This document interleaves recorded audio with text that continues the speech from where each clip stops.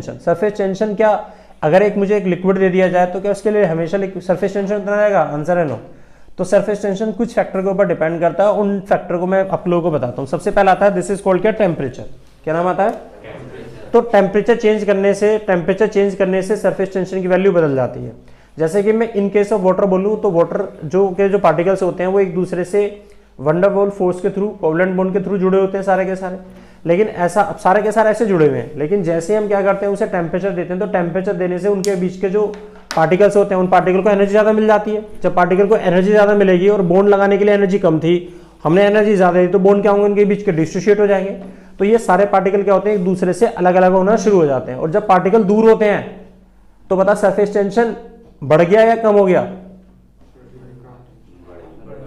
तो आंसर है surface tension कम हो गया। टेम्परेचर इंक्रीज करते हैं तो टेम्परेचर इंक्रीज करने से उन पार्टिकल्स के बीच में एनर्जी ज्यादा एग्जिस्ट हो जाती है, जिसकी वजह से उनके बीच के जो बॉन्ड होते हैं वो डिसोसिएट हो जाते हैं और पार्टिकल्स क्या होते हैं? फ्रीली मूव करना शुरू करते हैं। और जब पार्टिकल फ्रीली और मूव करना शुरू कर देंगे तो उनका सरफेस एरिया क्या हो गया? पहले से बढ़ गया। और जब सरफेस बढ़ गया तो हम बोलेंगे क्या? सरफेस टेंशन क्या हो गया? पहले से सरफेस टेंशन का। तो हमेशा ध्यान रखना है कि टेम्परेचर बढ़ाने से सरफेस टेंशन की वैल्यू डिक्रीज हो जाती है, फैल जाती है, वो दूर दूर हो जाते हैं। इसी तरह से अगर मैं तुमसे बोलूं कि अगर हम लिक्विड में, किसी भी लिक्विड के अंदर अगर हम इंप्योरिटीज को ऐड करते हैं, मतलब वाटर के अंदर हम इंप्योरिटीज को ऐड करें, तो सरफेस टेंशन इंक्रीज होगा या डिक्रीज? तो एक बड़ा पेटेंट सी बात बता रहा हूं, हमेशा याद रखना है आप लोगों को कि सरफेस टेंशन इंक्रीज होगा या सरफेस टेंशन डिक्रीज होगा, ये डिपेंड करता है कि आपने जो चीज डिसॉल्व कर रहे हो वो कैसी है। अगर वो कंप्लीटली लिक्विड के अंदर डिसॉल्व हो जाती है तो हम ये ऑब्जर्व करते हैं कि वो बेसिकली कैसा बिहेवियर लेके आती है, तो आंसर है वो उससे सरफेस टेंशन इंक्रीज हो जाता है। तो जो मटेरियल पानी के अंदर पूरी तरह से घुल जाए तो वो कैसा बिहेवियर एग्जिस्ट करते हैं, तो सरफेस टेंशन को क्या करते हैं? वो इंक्रीज कर देते हैं, और जो नहीं होते वो डिक्रीज। अब जरा सुन क्यों।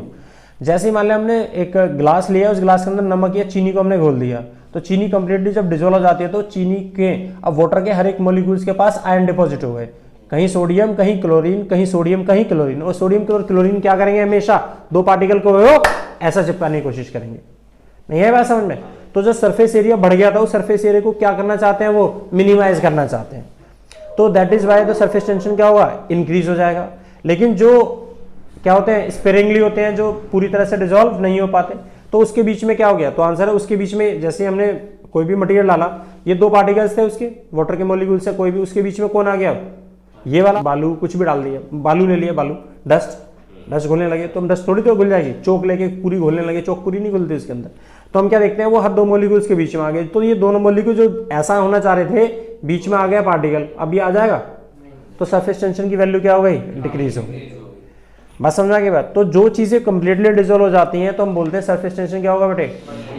इंक्रीज होगा, अदरवाइज सरफेस टेंशन डिक्रीज होगा।